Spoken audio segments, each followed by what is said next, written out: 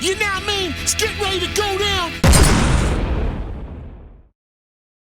The founders created the First Amendment to protect our individual rights. One of these individual rights is the right to petition. The founders clearly stated in the First Amendment to petition the government for a redress of grievances. Our Constitution was created on rejecting the grievances from England. And to do this, they petitioned. Edwards v. South Carolina. 187 black students assembled outside of the South Carolina state legislature. Their purpose was to submit a list of complaints to the state government. The police then told the students to disperse from the scene, and they refused, which ultimately led to their arrest. They were convicted of disturbing the peace. The case was then sent to the Supreme Court. The Due Process Clause of the 14th Amendment allows the Freedom Petition Clause to extend to the states as well as the federal government. Punishing these students for protesting, the Supreme Court stated that the state protected the rights of the individual to assemble, petition, and voice their free speech. SCOTUS has upheld the meaning of the freedom of petition established by the founders. The Supreme Court has emphasized the idea of the Due Process Clause in applying this freedom to everyone.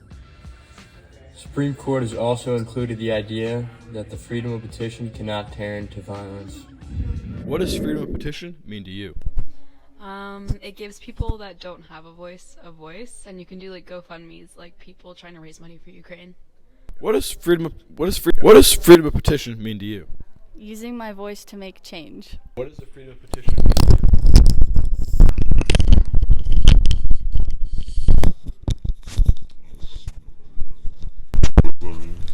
you? I have no idea.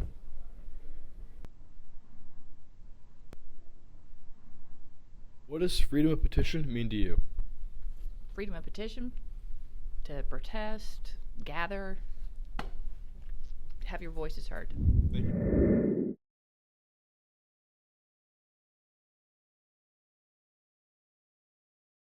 Freedom of petition.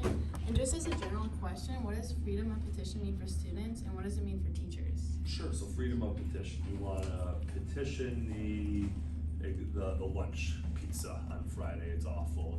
And you guys want to get Mama's Pizza, right? And you guys go ahead and create a petition, right?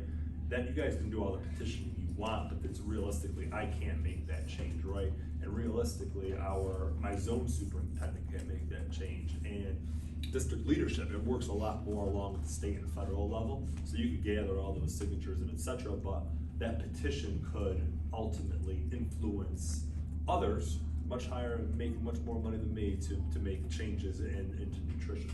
So a staff wanted to petition. I said that they have to be to work from 6:45 to 2:30, and they say, Farley, the first bell doesn't ring till 7:05.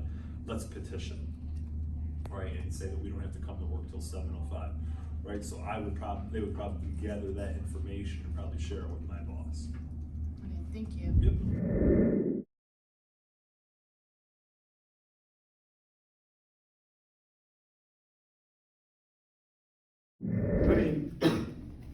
I would say one of the biggest advantages over online social media as compared to in person is that there's a larger audience, right? So if I plan a protest over at the town hall this Saturday, maybe I get 200 students to show up, right? But if you get online and you create this protest online, you could potentially reach easily 2,000 people, if not more.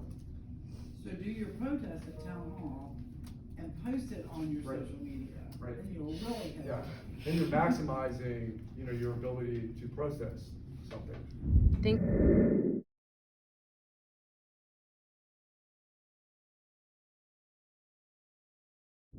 Something, freedom of petition, I don't usually deal with as a police officer.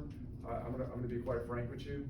Other than some of the protests that we had during George Floyd back in 2020, it's something that I usually don't deal with. Okay, thank you. Yeah.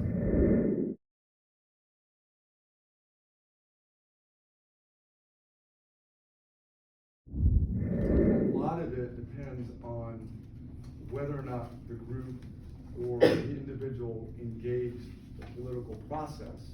to change the laws, okay? Because you could have a protest every weekend about a particular cause, but if there's no follow-up regarding engaging the political process to change the law, because where are our laws changed? You know, they're changed in the state capitol, right? That's what the state laws. And at the federal level, they're obviously changed in Washington, D.C. But unless that happens, I feel that a lot of the protests, to be quite frank with you, are in vain.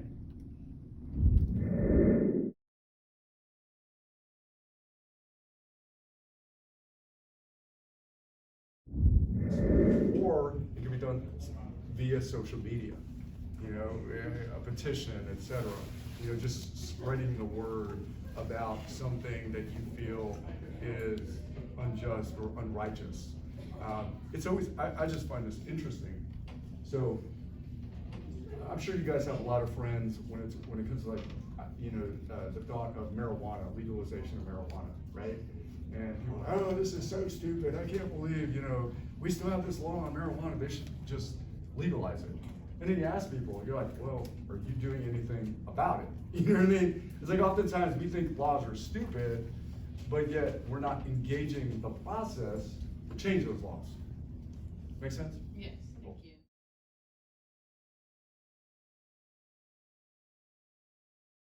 Response if all students wore tank tops and protested the dress code.